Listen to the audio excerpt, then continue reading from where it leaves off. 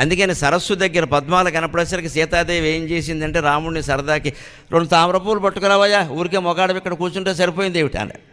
ఈయన వెంటనే మంచి గజ ఈతగాడిలాగా గొచ్చి బిగించేసి అక్కడికి దిగాడు.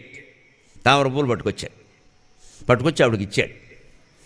వెంటనే ఆవిడ ఇలా పెట్టుకుంది, 2 బొగ్గల మీద అలా పెట్టుకుని ఎలా ఉన్నాయి అని అడిగి.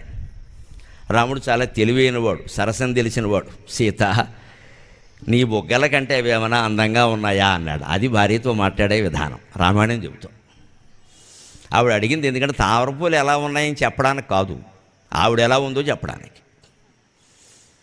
అదే మనం అర్థం చేసుకోవాలి. కొత్త చీర కట్టుకుని వచ్చి పక్కన నిలబడి ఆడవాళ్ళు టిఫిన్ అక్కడ పెట్టి అంటారు. గొంతులో కచ్చికచ్చా విక్షి వ్యాపారపు వాడు అనకూడదు, దరిద్రుడు అంటారు వీడిని. కొత్త చీర ఎలా ఉందో చెప్పి తగలడవయ్యా అని అర్థం దానికి. టిఫిన్ ఎలా ఉందని అర్థం కాదు. నేరుగా ఇలా చీర ఎలా ఉందని అడగరు.